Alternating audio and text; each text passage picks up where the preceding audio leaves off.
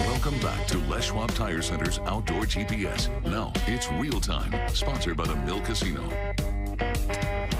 Welcome back, everyone. Now, if you remember, a week or so ago, we had Kyle and Miyles Dodson on from Ore Angling, and we had nothing but technical issues. But today, we're good to go. Let's check in with Kyle and Miyles. Kyle, first thing, man, thanks for spending some time with us again. We apologize for last time, but how's the fishing for you this morning? Not too bad. Not too bad here in Pacific City. We got a little bit of a late start, and we had to take a sick passenger and drop him off on the shore. So we're just back out getting after things. But we have about 20 rockfish on board and 1 lingcod. We're just going to start jigging our little hearts out. Now, that's interesting that you mentioned that you had somebody that needed to get run back in. That's the nice part about Pacific City is that you're able to get right back to the beach if you need to, although it's not just like pulling up to a dock. Right, yeah. It's one of the unique features of our fishery. Yep. It happens, I'd say, about once a week to all of us. We've been pretty lucky. Oh, yeah. Yeah. You get crews out here. But we don't have to cross the bar, and we can turn and burn. Took us about 5 minutes. I can tell you right now, everyone, Miyles back there has never been seasick in her life. I guarantee it. I guarantee it. All right. So, all right. So you're catching bottom fish. You're making groceries. On everyone's mind, Kyle, is salmon. Either it be silvers or Chinook. Are you guys chasing those yet, or are you just sticking with the grocery getter trips right now with your clients? We had some unusual 62-degree water move in, and it got kind of trapped in our capes. Salmon fishing, killing like 4 to 6 fish a day when we need 10 to 12 to limit. So we might get after that. We're doing a little Grand Slam trip here, hoping to get a little bit of everything. Yesterday, that water was still around, and they knocked him dead up around Cape Lookout, because that there was a cold little pocket there. But from what I've heard from friends that are fishing, it is not there today, and the cool water is here. So that's why we chose to jig for a little while. All right, now tell everybody what Miyles and your other client back there are doing. You're jigging right now for bottom fish, is that right? That is correct. Yep. He or she who jigs the hardest catches the most lingcod on my boat. It should feel like work until it works. A lot of people think you need to be thunking the bottom, but that's a really good way to lose your gear. You want to be using that thing like a yo-yo, bringing it up. We catch them as high as 60 feet off the bottom. And I know that sometimes, not always, but you're able to even get those sometimes on the surface with top water baits, right?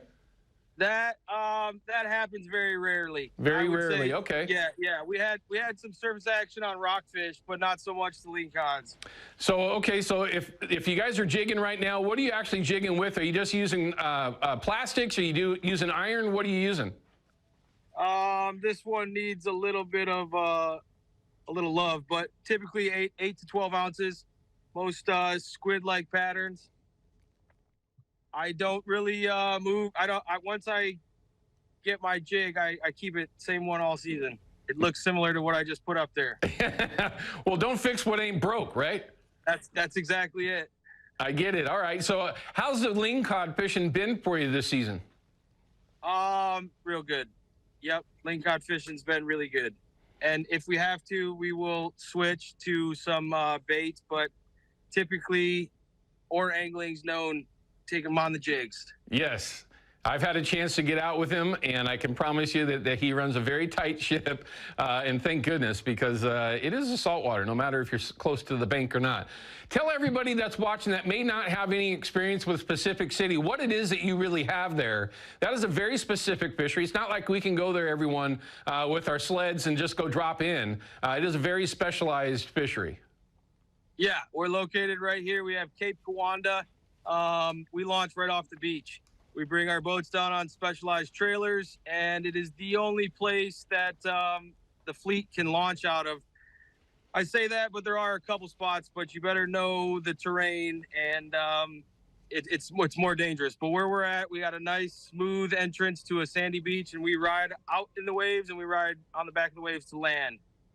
Super cool experience. I've had a lot of fishermen from all over the world, and when they end up on our boat, they say, man, we've never done anything like this. No, and it is certainly one of those things that you don't forget, and it always wants to get you to come back. But remember, everyone, the way you're going to do it and do it the right way is to get out with the folks from Moore Angling if you can. There are other guys that go out of there, so you have options, of course, but it's a fishery that I would highly recommend that you experience. You're just going to make groceries, and done the right way. There's other species that you can target, like salmon, and if you're with the folks that like to do it, you can go out and chase tuna as well. Any reports that you can share on tuna fishing at all? Not necessarily for yourself, but have you been hearing anything out there for folks that have been targeting them?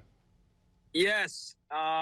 Yep, I have. They're about a 15 to 20. I think the best boat I heard was 24, which is good for a dory boat. Yeah. Yeah, the buddies that have been going out on sleds just north in Garibaldi, they've been crushing them. So I've only heard of 2 dory days. Best boat was 24. Worst boat that I know was 15. Do you target? I haven't seen an ocean that I want to go tuna fishing yet, but the wife and I will usually run out there end of this month. How's the crabbing been? Crabbing's real good. Is Yep. it? Yep, crabbing's really good. You're getting a mix of half hard shell and half softies, but I don't care what anybody says. I like a soft, big crab that gets a little hot soup when you take them out and they're hot. Oh, my God, that sounds so good. Right now, my wife's going, she wishes she had some. Miyles, it's great to see you. Why haven't you hooked one? Why, we've been talking. We've been talking for a few minutes now. How long does it take to get a fish on? Oh, yeah. Well, we had to stop when we were doing the live report. I was making a big move. So we're jigging in no man's land. There's good structure here, but I need to bump up about 200 yards. Oh, we got to get you back on the program, man. We got to figure out how to get those fish on the boat. All right, so what are you two looking forward to now? We're in August, right? We're moving through that. You got silvers that supposedly could be very, very epic this year. But what is it that you're looking forward to going through the remainder of August, going into September? We're looking forward to the end of the season. No, I'm just kidding. This is August. We'll finish up our selective season on coho, and then the end of the beginning of September, the end of the season for us. Those big, you can kill anything. Those days. For folks that are watching right now, Kyle, that have never been there, want to get a chance, I know that you got a syndicate of guides there, but for yourself, as you go through August and, of course, into September, what's it look like for availability? Because I guarantee you that there's folks that are wondering what it would be like to do that fishery. How are you guys looking? Sure. Most of our August is full. We don't have any open days. We do have open seats on a few of those days. So if you're looking for 2 to 3 seats, we can squeeze you in. And then there's some holes mid-September. Now, mid-September, is it going to be bottom fish and salmon, or just salmon, or one or the other? Typically, yeah. Typically, I have rods on board to do everything. There's 2 porpoises right there. Oh, sweet. Right off the bow. They just went down, but they're right there. Very cool. So it is very cool. Oh, there they are. You got to be quicker. Yeah, I know. Yeah. Anyways, that's a sign of that warm water still lingering around. It's good for the bait. The bait gets caught in here, but not so much when we're jigging on the reef. But we're gonna make it happen here. Well, of course, everyone, you want to go out and be successful, but that's not necessarily the entirety of it. They're going to get you on fish one way or the other, but you can see whales out there, porpoises, just like they were talking about, and have other options. Crabbing, by all means, is on the table when you go out there. Drop the pots, go fishing, then go pick them up when you leave.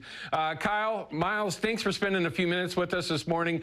Technology actually held out for us. I love that. But we'll be talking with you more as we go forward. And I got to get you back on to talk some steelhead fishing. You still got some snack talk that we got to work out. We still got to get out there. We'll get through that. Yeah, I look forward to that, Owen. Yeah, I'm looking forward to it too, man. I want to watch that little one-to-one that you got, see how that thing works for you. Cool. I look forward to it. Thanks for having us on the show. You bet, man. We miss you. We'll see you soon, okay? Take care, Miyles. Right. Thanks, Miyles. Thank you. Let's go ahead and reel up, guys. There you go. There's Kyle and Miyles Dodson. Great family, number one. Excellent guides. If you have a chance to get out there with them, do so, because it is certainly worth it. That fishery, I mean, honestly, I get a chance to do everything. I really consider myself to be very well-rounded, doing everything here we have opportunities to do. And that Pacific dory boat fishing, it's at the top of the list. It's just one of those things, mainly because I can't just go do it. I got to go out with them. All right, we're going to cut to a break. When we come back, we've got your Chevy Silverado Part 2 tech tip of the week. We're going to talk about a $100 gift card shopping spree at Fisherman's, and where can I find a duck call that I can put in my hand? We'll have that in just a minute.